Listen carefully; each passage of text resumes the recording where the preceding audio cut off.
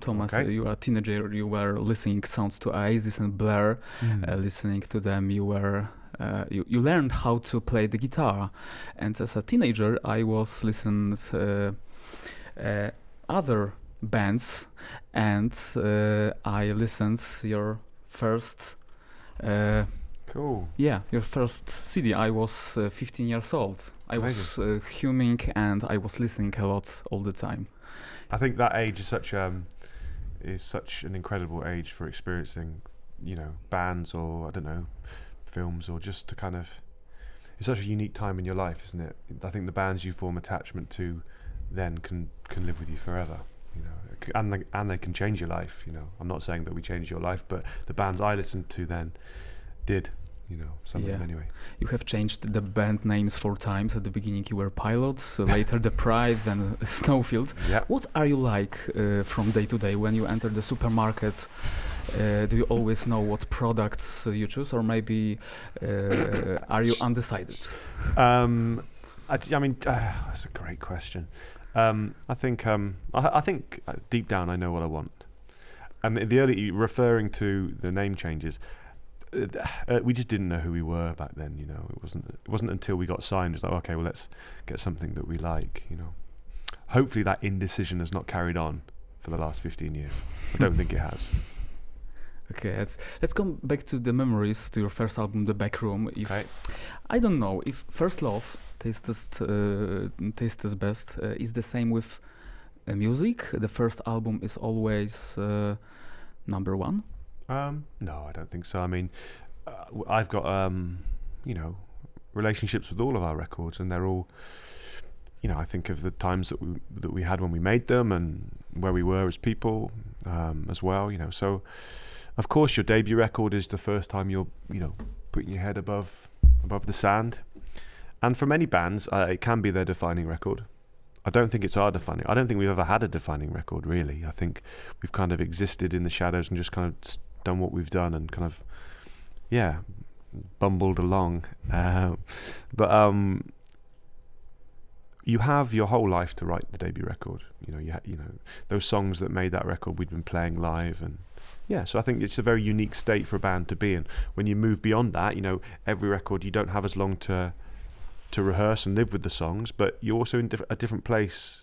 You might want to kind of express yourself differently, or kind of experiment or try new things. So the bands I love, that's what I like about bands like R.E.M. or maybe someone like The Cure, bands that have long careers, looking at the journey that they go, the decisions they make and how they've changed and surprised their audiences when it gets really interesting. And guys, how often do you ask yourself what is the division, how to find balance between the electronics and rock music or different music genres, or maybe it's not important to you? I don't think it's important. I mean, I don't think we like sit around and consciously think about it. It just happens. Sometimes we like to play guitars, sometimes we like to play more keyboards, sometimes both of them really loudly, but it just depends on how we're feeling at the time when we're in the studio. I think that you try to find a balance between what is dark and what is light. You give a spark of hope, a little ray of sunshine. So is your music for realists or optimists? Escapists. Rather. Escapists. Yeah. Definitely. I think it's funny, people have always written about the darkness and the gloomy nature of our band, but I think the people who our band means something to, I think it's the lines that have hope in them or that are optimistic that maybe resonate the most. Certainly, like when I get shown like tattoos of our lyrics, people, like, Tom, look at this, Generally, they're the lyrics that are kind of hopeful and full of love. It's not all like that in our songs, but I think to have moments like that is important. So you are focusing on escaping this world. If it would be possible, would you like to travel in time in order to live in past decades, or are you okay now in 2000? 19. Well, Tom hates time travel, full stop. Actually, does he though? Does he though? Because one of his recent most favourite series is actually a time traveler. Yeah, that's true. He's coming around to time travel slowly but surely. As a concept, he's not big into time travel. I don't like it when the narrative of a story is based on, not based, but can be changed dramatically just by time travel. Yeah. Yeah. Okay. Yeah. I'd quite like to go back. I'd go back to certain areas. I try everything. Try everything. But I'd like to have been grown up in the 80s as opposed to growing up in the 80s. Me too. Yeah. I'd like to have had long hair in the 70s. And I definitely would have liked to be a beatnik in the 60s. How far back would you like to go? Would you go back to Victorian times? No, because everyone's just ill. Okay. And just general health-wise. Would you go forward? I go forward. How far forward? As far as I could. I have the impression that your tracks from the last albums are a bit more optimistic, although you still use this specific dark filter, a filter created by you, by editors. Tom, it's a difficult question, I suppose. If you had to decide, what would you choose? The guitar or the piano? Piano. Easy. It's easy. I like. I think so. If I had to choose, certainly. I spend a lot of time at both. You know, that's how these ideas for songs come to me, is in the company of acoustic guitar or a piano. Yeah. Mm-hmm. So, and I have done since I was in my teenage years, on my own.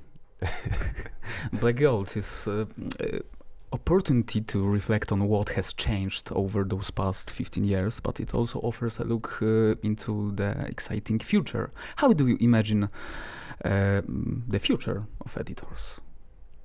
It's hard, isn't it? I mean, doing this best of has been a good opportunity to reflect on the last 15 years, and I see it as chapter 1 when Chris was in the band, and chapter 2 when Justin and Elliot joined, and we've made 3 records in both of those chapters. What happens next? I don't know. I kind of feel like Black Gold is a line drawn in the sand. It's the end of chapter 2. It really does feel like, the end of something rather than the beginning of something. Even the new songs on this collection, to me, feel connected to violence.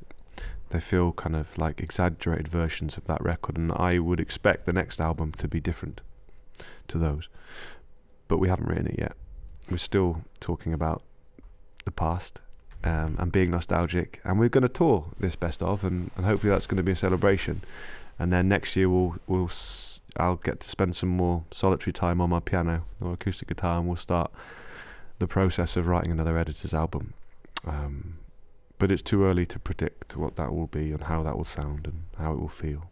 And what's about not old but new track, Upside Down? That's a phrase used in Stranger Things. Have you also watched Stranger Things? Yes, I think we've all seen it. Yeah. Yes. Yeah. It's all right. It's all right. I'm a bit tired of this kind of 80s nostalgia, if I'm honest. Mm-hmm. This new wave of 80s nostalgia. But I thought the first series was really good. Yeah. I think it's good. It's good. Upside Down isn't named Upside Down because of Stranger Things. Yeah. Probably more to do with Diana Ross. Traveling around the world for so many years, it's difficult to remember about all the situations and events.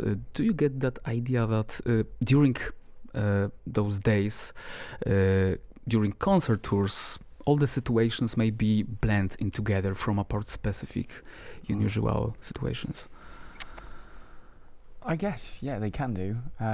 But it's something that we sort of reflect back on quite a lot, and you go, it sort of leads into more, if we talk about a concert, for example, then you talk about the day and the things that you did running up to it, yeah. We spend a lot of time in different countries, so not that they all blend into one, but our days is just a lot of travelling. Yeah. That's just part of our life now, though, so it's quite natural for us. I mean, when I talk to people when I'm not on tour or traveling, and they're like, how do you cope doing all this, that, being a different, because sometimes we can be in two countries a day, and 2 very different countries a day, and if we're playing shows at the same time, it does get a bit muddled up, but it's like everything else. It's like just get used to it. Yeah.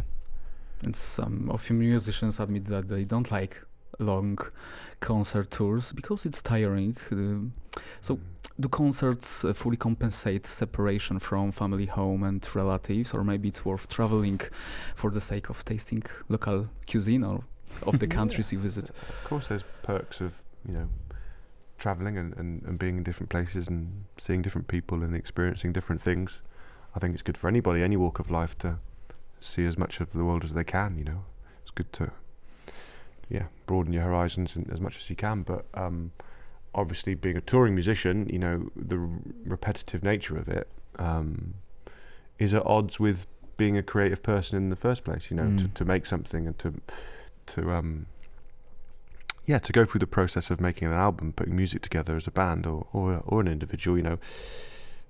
It's about creating something new, but I'm not going to sit here and moan about touring or being tired, you know.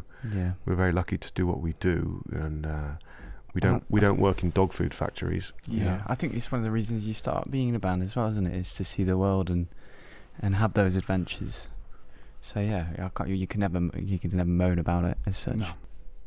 So on Instagram you posted photo from 3rd of March 2018, which was promoting the Violence album. You travel with the band by bus. And how often do you travel by public transport? For, I don't know, in London maybe, and listen to music on the subway? Every day when I'm at home, Yeah, quite a lot as well for me. Take the kids to school on the bus. Not so much. What? Not on public transport? Yeah. Well, you know, I live in the country. Tom, you said that you often listen to Niels Fram and John Hopkins. And what is now in 2019 on your personal playlist, guys? So what have I been listening to on the tube? I like the Oliver Arnold's record. Was that this year? I think it was, wasn't it? Yeah, Remember? it was. The Remember one? Yeah. Yeah, that was good. Really good. I like lots of the new Bon Iver record. Mm-hmm. That's new stuff that I've been enjoying. How are you guys? Actually, the record I was listening to, sorry, for the last couple of days, is by an artist called Lorraine James. I can't remember the name of the record, but her debut album just came out on Hyperdub, and it's an absolutely insane record. You'd like it, actually. I like a record by a young girl from London that I can't really pronounce the name. It's called B Badu B or something. But it's like a grunge record. Did you just make that up? No, it's good. I sent it to you. Yeah? I sent it to you the other day, yeah. You should listen to it. It's good. Yeah. It's a good record. When Christmas time comes, I like to come back to the song When the Time Throws. I know it's other project, but this song appears on my radio show only once a year, same as Frankie Goes to Hollywood, The Power of Love.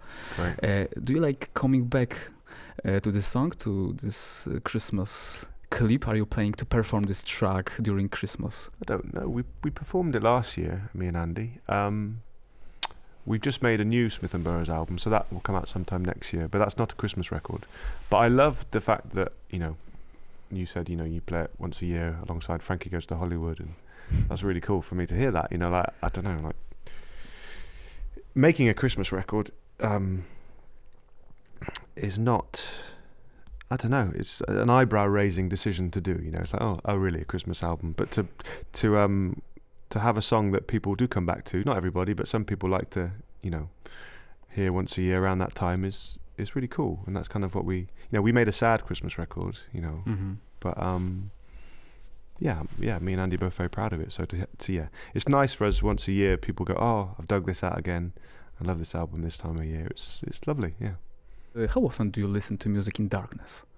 In darkness? Darkness, yeah. God. Never. Probably... No, my control room in my studio is quite dark, but not in like pitch black darkness. Is that something you do? Would you recommend? I don't think I've ever done it. I listen to records on the tour bus quite a lot before I go to bed. Yeah. During night? Yeah. Yeah. I've never done that. So yeah, not in the dark. Do you listen to records in the dark?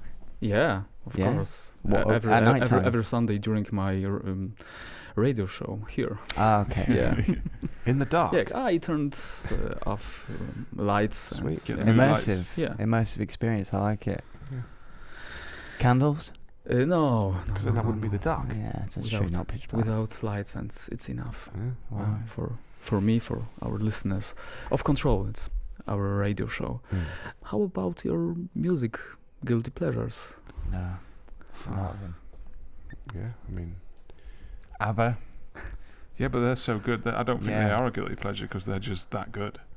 I think everything I think is a guilty pleasure is what we think it is. Are just really good bands. I feel like guilty pleasure It's sort of gone now. the concept is kind of gone. Like irony, listening to music ironically doesn't seem to be something that the kids these days do. Just It's just everything, isn't it? All at once. Yeah. I think things used to be a lot more tribalistic when we were growing up, and you listened to a certain type of music, and even if you did listen to, say ABBA or whatever, you wouldn't tell anyone, and it would be a guilty pleasure as such. But I think now, because of Spotify and playlist culture, most of the music is anything goes, really. If I want to listen to Genesis, I'm going to listen to it. I'm going to listen to it. We have they're a solid good band though. Do you know what I mean? It's like there's nothing guilty about it. We were talking about the Police last night as well. Yeah, the Police sticking like Immaculate Collection on by Madonna. They are massive songs. You know what I mean? Yeah, we don't. I don't think we feel that guilty as a band. Listen to what we want, mate. Yeah. There's no place for guilt. guilt. Do what we want. No place for guilt with music. Yeah.